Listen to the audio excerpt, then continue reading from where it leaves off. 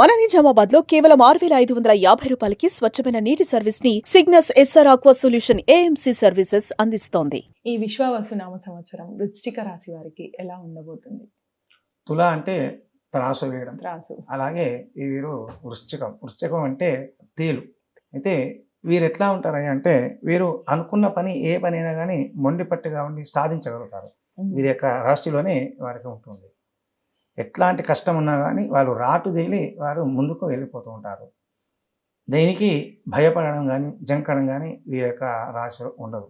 అలాగే ఈ సంవత్సరం వారికి బృహస్పతి సప్తమం నుంచి అష్టమంలోకి వస్తున్నారు. అష్టమాన గురువు అంటారు. అర్ధాష్టమంలో ఉన్న అష్టమంలో ఉన్న కొన్ని రకాల ఆర్థికమైనటువంటి ఇబ్బందులు ఉంటాయి.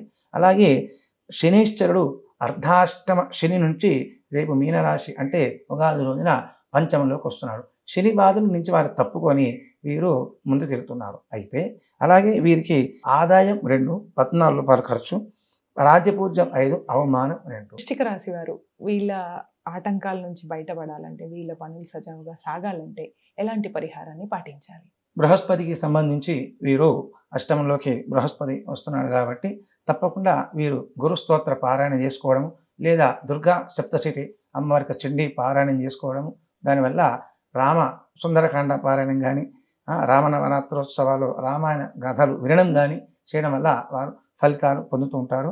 అలాగే శనీశ్వరుడు కూడాను 4వ ఇంటి నుంచి 5వ ఇంటికి వెళ్తున్నారు కాబట్టి స్వామివారికి ఆరాధన ఏమిటి విశ్వక్సేన, అలాగే నారాయణమూర్తికి సంబంధించినటువంటి నరసింహస్వామి ఆరాధన కానీ ఇలాంటి ఆరాధన చేసుకోవడం వల్ల వారు మంచి ఫలితాలను పొందుతూ గతంలో ఉన్న దానికంటే వారు ఇంకా ముందుకు వారు వెళ్ళడానికి అవకాశం ఉంటుంది ఈ సంవత్సరం.